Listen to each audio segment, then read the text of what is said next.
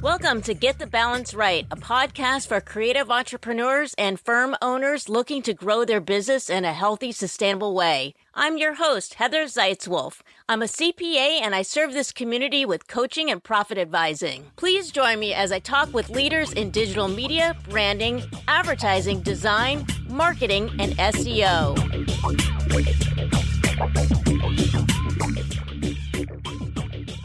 Hey, this is Heather Zeitzwolf, and this is Get the Balance Right podcast. Oh my God, you are in for a treat today. My guest today is Deborrah Ashley. She is known as the LinkedIn Blackbelt. That was my attempt to be like Bruce Lee. I probably sounded more like a seagull. Deborrah comes onto the show dropping so many value bombs. I usually try to keep this show down to about 30 minutes or less. This one is a long one, but man, it is so good. There are so many nuggets. You'll want to get out a pen and paper, start taking notes. You'll probably want to listen to this one twice. Deborrah has been featured in a variety of media, including Oprah Magazine, Black Enterprise Magazine, the New York Times. I'm so thrilled to have her on my podcast. Get ready to up your game on LinkedIn.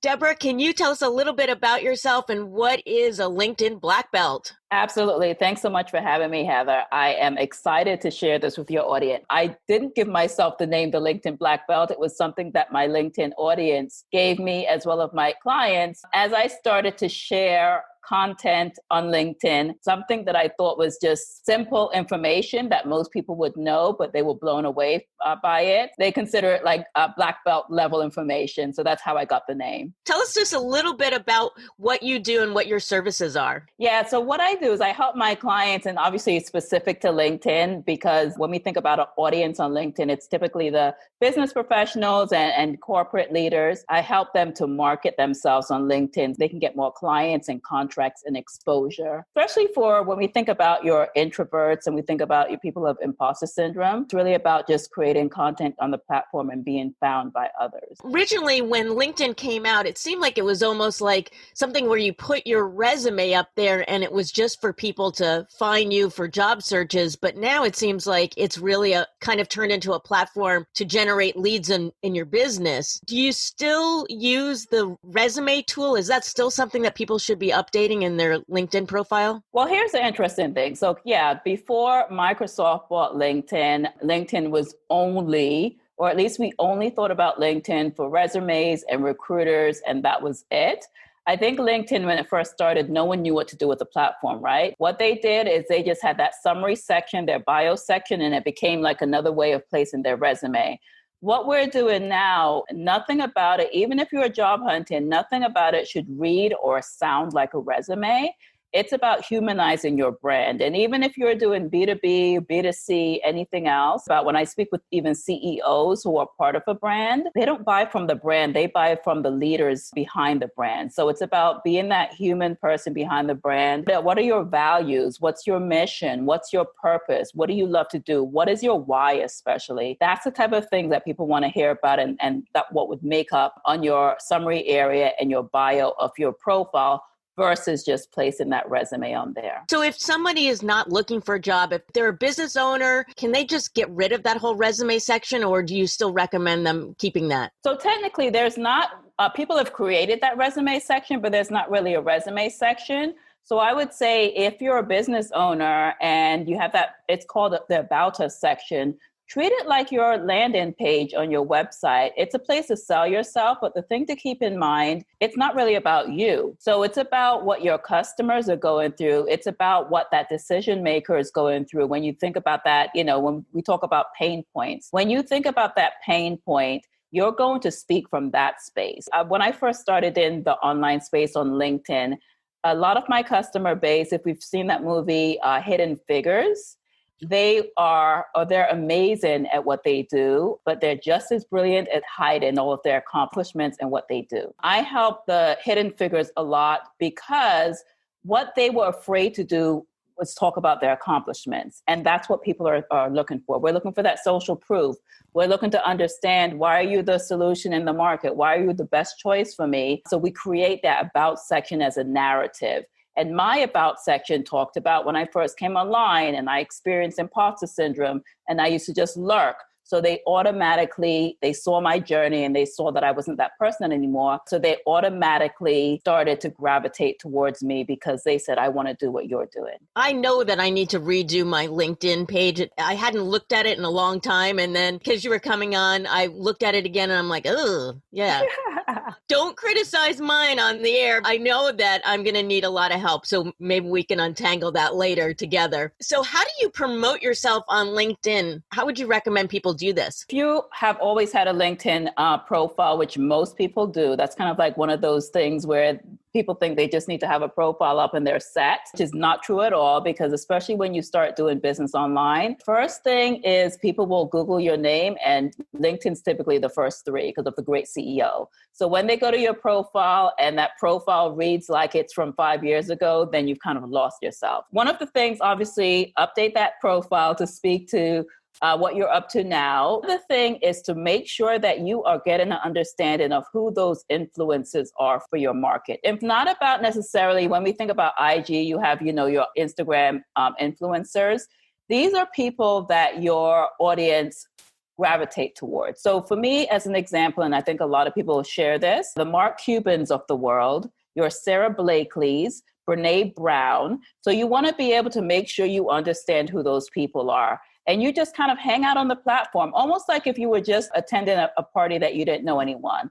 Go on the platform, scroll through, see what people are talking about, do some research into your market, and just kind of like watch. I would say to do that the very first week, understand who those influencers are, go ahead and look at their content. When people comment, see what people are commenting and saying.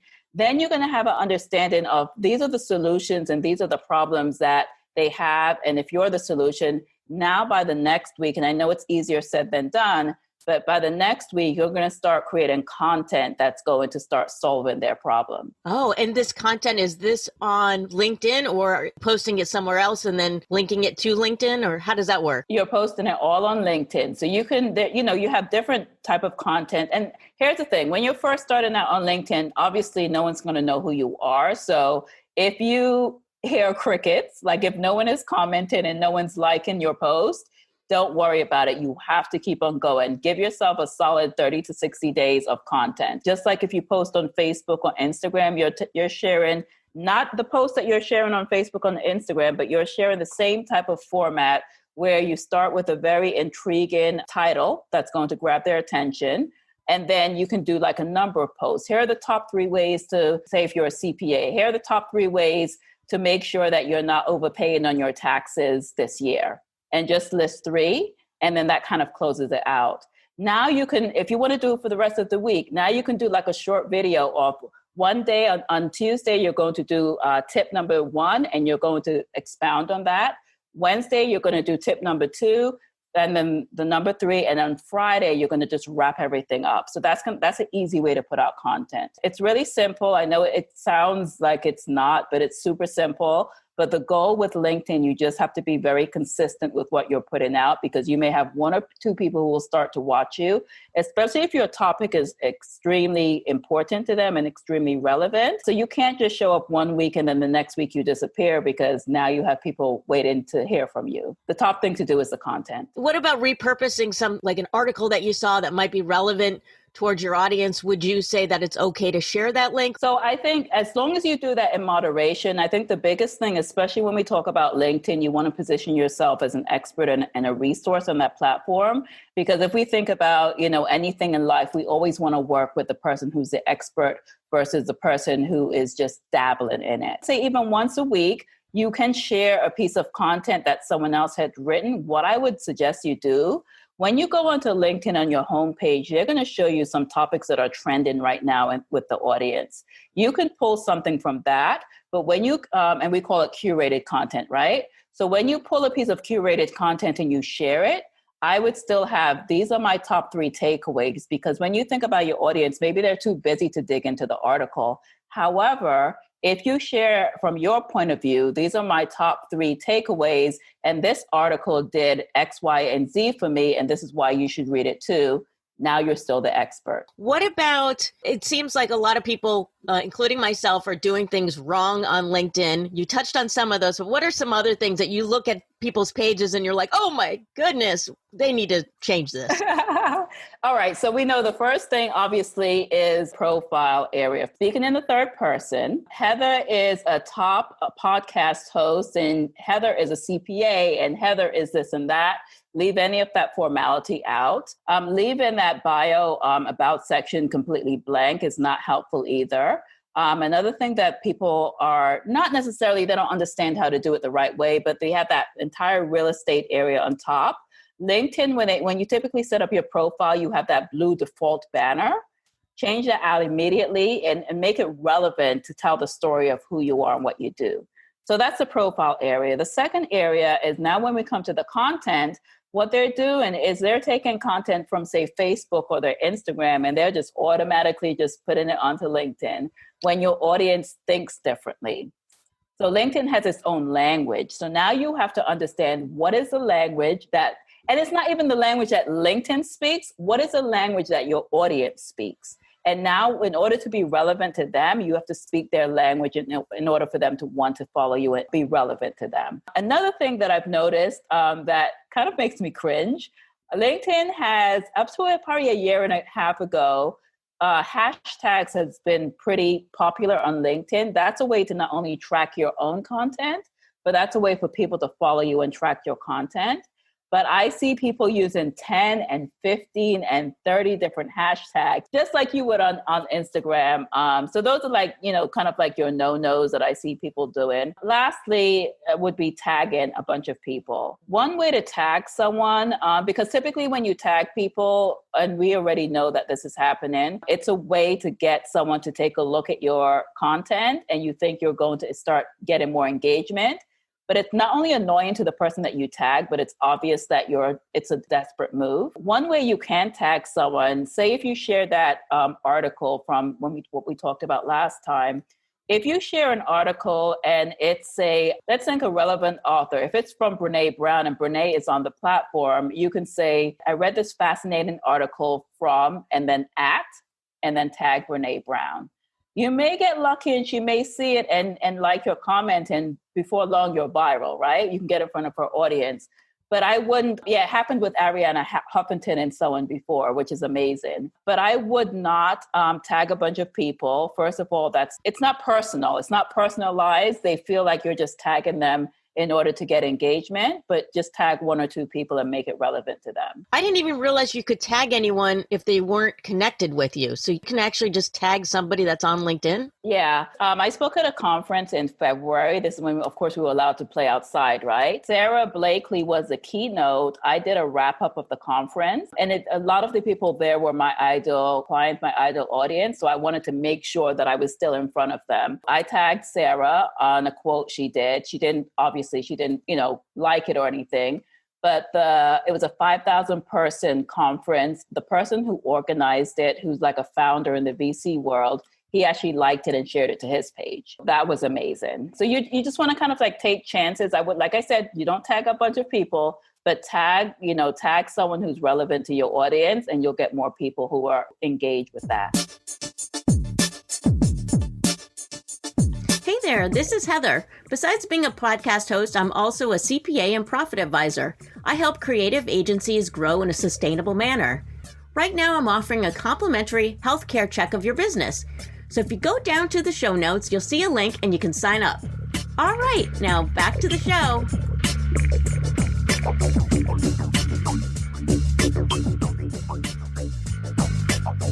For people who have not really done much on LinkedIn, should the first place that they start to make changes, is that their intro and the about part? Is that like the key sections? The thing, there are certain pieces on your profile where if you comment, if you post, if you like anything, it follows you throughout the platform.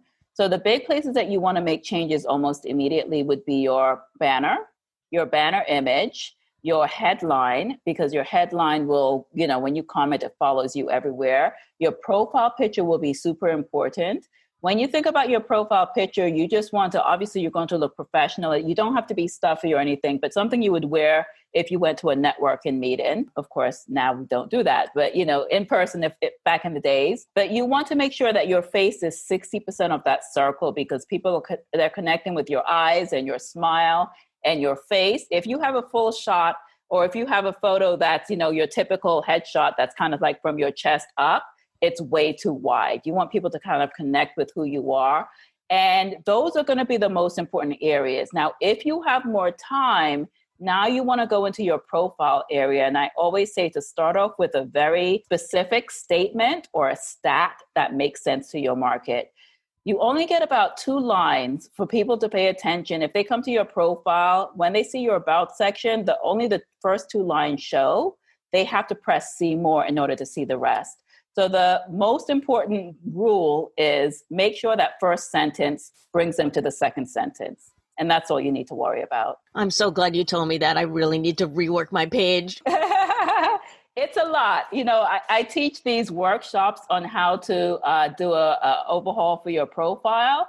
And I still can't believe it's a 90-minute workshop. It's one area, your profile, and it takes 90 minutes to go through everything. The good thing that I like, once you overhaul your profile, no matter what happens, you can put out, your content can be mediocre. And I would never tell someone to put out mediocre content.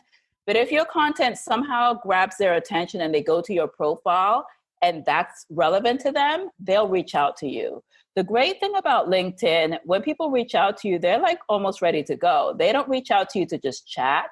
They reach out to you to do business. So if that profile captures their attention and you have about 3 seconds between your banner, your image, and that about section, the first 2 lines, if it captures your attention, then you can really get in front of some heavy hitters. I know that you said earlier that you suffered from imposter syndrome. Can you talk a little bit about that? And do you help your clients with that as well? Well, okay, so I'll tell you how I help my clients with that. I'm a New Yorker. It goes really blunt. So I'll tell you, when I first started off in the online world, and like I mentioned before, I have a very large background in marketing. I've been doing marketing for over 20 years before I started off on my own. So I came online and I saw all these amazing people who were quote unquote experts in their field, and they were sharing content all over the place. And of course I felt intimidated, almost like 20 years of experience is not enough to compete, right? I'm not really compete, but just to put myself out there. But at that time I was hanging out on Facebook a lot, and I was just sharing content. I would get a lot of what we call crickets, like no one would respond to it. So I stopped sharing content altogether. And one day I was speaking with this woman, and she, I was just sharing some background information about the work I do and giving her advice on marketing. And she said to me, well, how do you know so much? And I told her about my, 20 years of experience and all the work that I've done. And she said, if I had your background, I'd be fully booked with clients right now. Like, why aren't you putting yourself out there? So then that kind of woke me up to the things that were holding me back. And I just started to not necessarily put content out, because that's not always the way, but I would start answering questions. So when people had questions that they posed in, say, Facebook groups, I would just start answering those questions. And that got me way more attention than just putting content out there.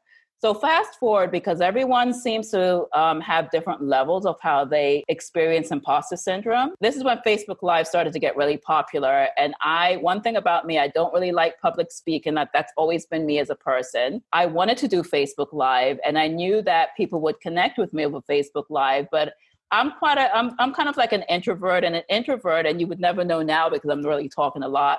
But we say what we have to say and we stop talking. Decided to go live, and I really liked it a lot. And then my next goal now, because I said I was definitely afraid of public speaking. I saw that someone was putting on a local event. Like I mentioned, it was a 5,000 person event that was like the year before they had 5,000 people attend. I didn't have any experience speaking at all. So I was like, I'm just going to go ahead and I'm going to apply to speak. So then they called me up and they said, we would love to have you come and speak about LinkedIn. What topic do you want to cover? And I couldn't get out of it. Like my mind wanted to get out of it really badly. So I went up there, and you know how when you're nervous and you start talking and your voice starts shaking a little bit? but you think it's really bad. By the time 60 Minutes came, they had like a moderator who, told me I have 5 more minutes for questions and all of that stuff. 60 Minutes went by really quickly. Everyone, it wasn't like they rushed the stage, but people wanted to take pictures with me. They wanted to work with me, and I was completely shocked. So now it's just like one of those things. I learned that imposter syndrome is something that's in your head. And what I tell my clients, because a lot of them experience that, especially when it comes to LinkedIn and they have to get more visible, when you're thinking about it from your point of view, when it's about your ego, you experience a lot more imposter syndrome. But when you realize it's really about helping someone else and sharing the knowledge that you have to get them to the next step, then it's just, it doesn't feel like anything. From there, like I've taught universities, I've moderated panels, I've done a whole bunch of different things. But for me, it was understanding that this is the type of help that people need and they can't get to the next step without my knowledge. So that's what changed everything for me. I would have never guessed that you were an introvert. So do you have any tips for people who are an introvert and they don't like to kind of put themselves out there? How can they kind of break free of this on LinkedIn? You know what? I realized with introverts, it's more about how we use or spend our energy. Introverts are going to be the best marketers of their own brand because we sit back and we listen and we observe. So when you sit back and you listen, and even listening to things that are not being said and paying attention to those things, you can really share the content and share your knowledge based on what you know the person's going through. And the good thing that I like about with LinkedIn, you don't have to spend all day on the platform, just like any other platform. What tires me out, even as an introvert, and drains my energy is that maybe after 45 minutes for an hour, that's when I start to feel drained. But if you're online and you're sharing content online, you can just log off. You can log off when you feel drained. If your introversion's about being shy, you're not in front of people, you're behind a computer. But I think it's also super important, even if you do a 60-second video, to put yourself out there in video, because people connect to this know, like, and trust factor. And once they see your face and once they hear your voice and once they hear that passion in your voice as you talk about what you're good at, they're going to believe you a lot more. But it's just something that you have to let go and at least put yourself out there once. And even if you fail, try it 3 more times. And if you completely hate it, because everyone can't do video, but if you completely hate it after you've tried 3 times, then maybe you can think of something else, and that would be putting out content. But you just have to put yourself out there in order to be seen and heard. So I think years ago, you couldn't actually put video in LinkedIn. For some reason, I think that was the case. But so how has that changed now? I know like Instagram, it's very short, the videos. So how long can you have on LinkedIn for a video? On LinkedIn, so you have 2 options on LinkedIn. I don't do the live option because they still don't have a native live option, but you can do at least 10 minutes in a video, but you don't want to because we have very short attention spans. And if people are not in love with your content yet, I would say to stick to maybe 45 to 60 seconds. Oh, wow, that's short. Yeah, you can get a lot of information out there in 60 seconds. Here are 3 tips in order to save X, Y, and Z. Think of the pain point and just do the 3 tips and then add a story at the end, and then that's it. People are trying to put out this kind of content on a regular basis. We've got COVID going on, so we're at home. Can they put out sort of scrappy content, like just using their phone rather than hiring a videographer to film that? Yeah, that's preferred. No one wants high production value and things that look perfect, but you want to have something that, like I mentioned, humanizes your brand. So yeah, no high quality production needed on LinkedIn. Being a Black woman in a sea of white only business owners, can you kind of explain some of your challenges? And I mean, I go on LinkedIn and it just seems like it's a bunch of white dudes.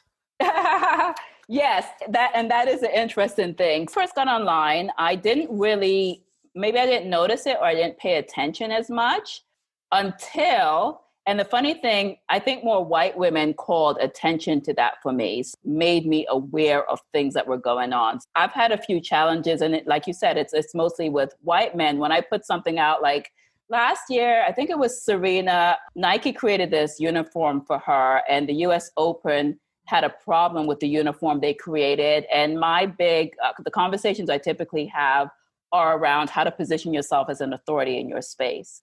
So I spoke about how Serena is an authority in her space, and she is like, the it girl in the tennis world. but there will always be people who are looking to tear you down, and they're looking to do, these things to discredit you. But Nike notices the champion in her, so they created this whole uniform for her. So, of course, this guy, I don't know if he had a problem with Serena or he had a problem with a woman being an authority, but he created this entire reply under my content, which was, of course, demeaning her. But I realized that sometimes they just need a hug. So I gave him a verbal hug. I went on to say, I completely understand where you're coming from. And when you think about people like Serena, I just kind of I stroked his ego a little bit, but then I brought it back to what the subject was. Every year we almost go through this whole, there's something that happens in the news. Obviously this year with Black Lives Matter and racial inequality, it's super strong in 2020. But last year we had the same thing happen too. And I think it was around the same time. So I think he had an issue with that. So I made sure that we brought it back to what the subject on hand was. And he didn't have anything to say after that. And I've had other people challenge me too. Some people, their personalities, if they just want to challenge someone to see what they're going to do about it. And I come back, my parents always said I should have been an attorney, and I'll come back with my quick wit. And I had one guy say, okay, I like how you present yourself. I like that.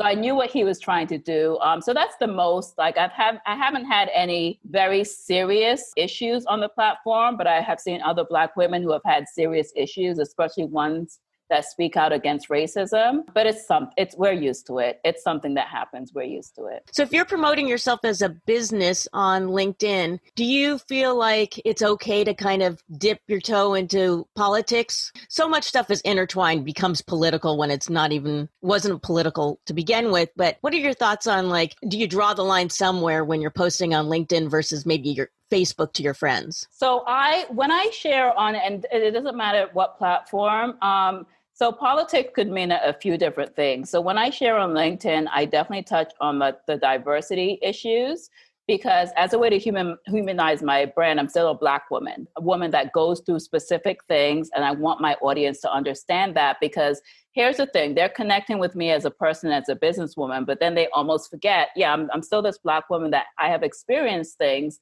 And now it's connecting me to an audience that maybe they don't want to talk about it. They haven't spoken about it before, but now they feel more comfortable because I'm bringing up the subject. A big thing that I've been writing about specifically within the past month or two is inclusive marketing. And I've always felt that way. I've always seen it where whether we go to, there's a lot of, there's a women empowering women movement. But when we see the flyers or when we see panel discussions, I never see anyone that looks like me.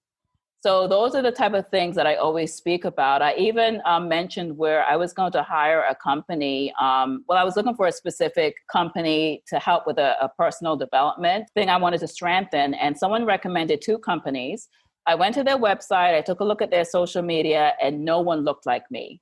So I knew for me to get better in that aspect, I needed to trust them. And without that, I just didn't have the trust in them. I kind of left it alone. So that's kind of like my way of helping others understand. It's not about necessarily putting a Black woman on your website or on your flyers or on your, social media posts, but it's about understanding this is the thing. These are the things that we go through, and these are the messages that we need to hear in order to know that you are including us in the conversation, and in order for us to understand that you do see us as part of that group too.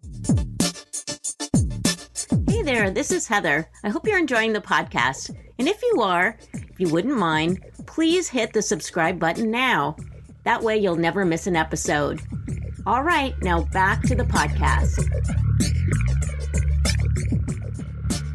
LinkedIn even has this amazing function. It's under settings, and it's going to say who's in the room with me. And every single person, who has their settings open and who's on LinkedIn, you can just connect with them. For anyone who's speaking at an event, obviously once we go back to things again, if it happens, it's a great way to break the ice in a room, just to say, hey, let's go ahead and connect on LinkedIn. People are blown away by that. I did a presentation once for the American Marketing Association, and I typically leave that for last, because once people get word of how to do that, you lost them, right? That for last. And I said, by the way, here's a cool little trick you can do. So one guy was like, you should have told us this in the beginning. I'm like, no, I know what happens when we tell you in the beginning. So yeah, you can connect with people and just really stay in their, in their world doing that. So what are some of the myths surrounding LinkedIn that business owners may have about their own page? So the thing that I'm finding with a lot of business owners, especially when we talk about CEOs, the founders, they typically rely on the company page in order to tell their story. But people, especially when we talk about with everything with COVID and with everything with Black Lives Matter, people are looking to hear from leadership. So they're looking to hear from the actual person. And that means using your company page as a base, but your personal page. So building a thought leadership brand and building a personal brand around your personal page to talk about your values and your beliefs and what you're doing for employees or what you're doing for your clients around this time when they're working from home or they're in the middle of a situation where they're experiencing a lot of uncertainty around their life. It's very important for the founders or the CEOs to really use their personal brand and their personal page in order to communicate with their employees, their customers, and everyone else. When you post something, do you want to have more engagement where people write comments, or is it okay if they just give you a thumbs up and all of that, or really do you want to get a dialogue going? The dialogue is important, but it's important with the right people. Think about how the algorithm works, just like on any other platform. The algorithm within the first hour, it's going to send it to a group of people just to test to see if your content's relevant, because clearly the goal of LinkedIn or any other platform is to keep its users on the platform. The longer they keep the users on the platform, the better they can pitch those advertisers to say, we have people between 75% of our decision makers who make over $200,000 a year spend 2 hours on the platform daily. The algorithm will test your content to say, okay, is this relevant for our audience? So they'll send it to a few people. If those people like it, it's a good thing. But if they like it and they comment on it, it's a better thing. If they like it, they comment and they either tag someone or they share it with their audience, now you're the top of the top, according to the algorithm. What's really going to take you to the top is if now, and here's what's going to happen. So if they comment on your post, beyond a comment is not cool or that's amazing. A comment is an introduction to a conversation. So if they comment on your post, you want to reply back and ask them a question. Because as the dialogue continues, the algorithm is going to get super excited about you and they're going to push it out to more people. I shared a post. I love Serena Williams, by the way. So I shared a post on Friday about, they showed Serena when she was little and her father was helping her, understand tennis and do the backhands and all of that stuff. And then they took her to her current day when she was at Wimbledon and she did everything that she needed to do in order to win. And they showed the transition from her father helping her as a little kid to the woman she is today. It wasn't a post really about what I talked about, but I made it into a post about attracting diverse talent, attracting diverse members, and pouring into those. These are these high performers. So if you pour into these high performers when they're just starting your organization, they may end up like the next Serena Williams in your organization. So 9,000 views later, people connected to it. They didn't necessarily connect to my message, but that doesn't matter. They connected to the content because it's about nurturing your leaders in your organization in order to make them grow into this amazing high performer that they are inside. Wow, that's very clever to do it that way. Yeah, the biggest thing that I do, which actually would help anyone at this point, especially if they haven't been using LinkedIn the right way, because right away if you haven't, would be LinkedIn profile overhauls. So I go from the very top, which is your banner image, your profile picture, all the way down to your skills and testimonials, and you hand it off to me. And within 14 days, I give it back to you.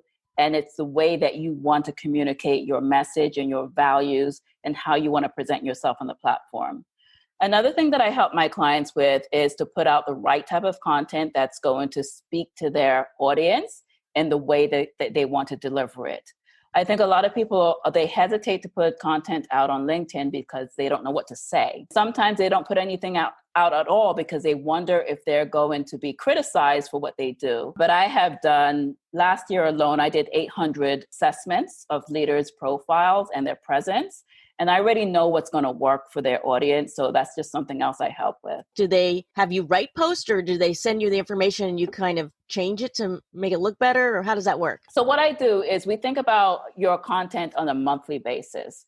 What do we want to achieve at the very end of that month? So I will help you to map out your content every single week in order to get to your goal at the end of the month. Typically, the content pieces are as simple as, okay, for week number 1, we're going to put out 2 pieces of video content based on this. You may have been on a podcast the previous month. So let's pull some pieces from that podcast and let's put that out as part of the content. For the following week, we're going to put out some infographics. We're going to put out an interview you may have had. By the end of that month, the whole goal is for them to understand the message that you're trying to communicate. And for some of them, we're going to have some call to action. So do you have a webinar that's coming up that you want them to attend? Do you have a list that you want them to join? Do you have a newsletter? We're going to have every single piece of that content is going to have a way for them to reach out to you at the very end. When people are looking at their posts on LinkedIn, how do they know that it's working for them? How is that translated into maybe sales, or people are liking it or if they're reposting it? That's one thing, but how it's translating into sales? So everything, obviously, just like with everything in marketing, it's all data.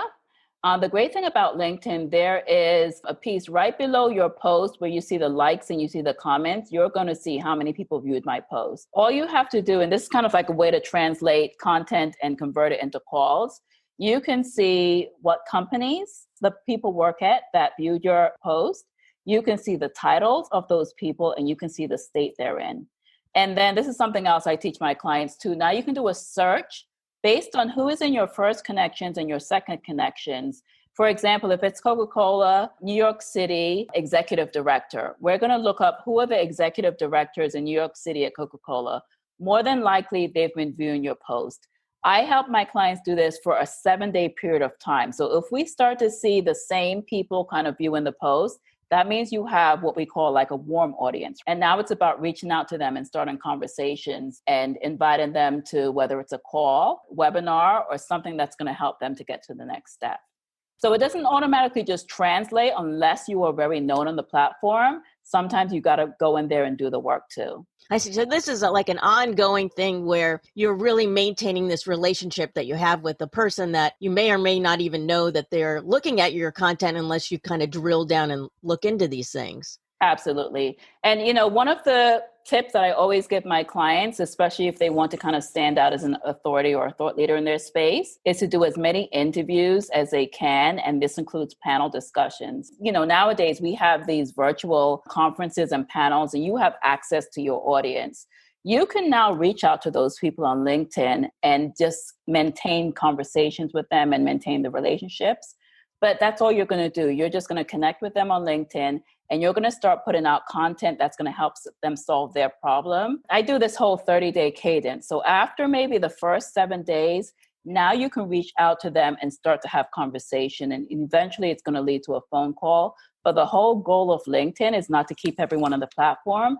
It's to take them off and to have a phone conversation. LinkedIn is free, but they have other kinds of content if you pay a fee. Do you recommend that your clients pay for the service? What do they get if they paid for the service? I always recommend go for the premium, especially if you're doing prospecting on the platform. And most people, obviously, they're doing prospecting. When you get the $79.99 as Sales Navigator level, now you can take a look at how much companies are making in a specific year. Who are the CEOs, whether CEOs, CMOs, the director of business development. If they have posted it on LinkedIn in the past 30 days, that's going to be someone you want to connect with. If you know that you want to connect with companies between 50 to 200 people and you want to connect with the CEO who's been on LinkedIn in the past 30 days in the biotechnology field, then you're going to have the option to pull 1,000 people, say, in the Atlanta area or the New York City area, and you can just get in front of them every single day with your content. Oh, I had no idea that it was that powerful. Well, hey, the great thing about it, it's worth it, because if you think about Facebook ads versus LinkedIn, you can easily spend over $1,000 for a Facebook ad, and maybe you'll get a client, but you're spending $80 per month, which you would easily spend that per week on Facebook. and you are targeting your message specifically to people that you can see what they're talking about on their posts. You can see, especially now, if it's, with COVID and everyone working from home, it's really cool. I love how these CEOs are doing it. They say, is anyone else dressed like this? And you see them with their suit and tie on top, and they have their shorts on the bottom. So you can easily send them a message and then, just like bring up subjects like that. It could even be a suit manufacturer.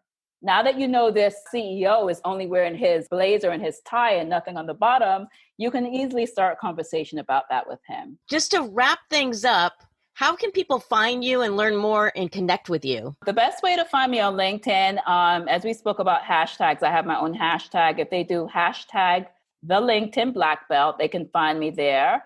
Or if they type in Deborrah Ashley with 2 R's, I'm pretty heavy on that platform, so they can find me there too. Just search me on LinkedIn and you'll find a lot of my content and my videos. Connect with me. Just let me know you're from Heather's show and connect with me there. Awesome. Well, thank you so much, Deborah. This has been a delight and also very eye-opening for me. I have a lot of work ahead of me. Great. I'm glad to help. Thanks, everyone. Bye. Hey, this is Heather. Thanks so much for listening to the podcast. If you found value in the show, I'd really appreciate it if you gave me a rating on iTunes, or just simply tell a friend about it. And if you're interested in learning more about my profit advising and coaching, please set up a discovery call by using the link in the show notes. All right, thanks so much and see you next time.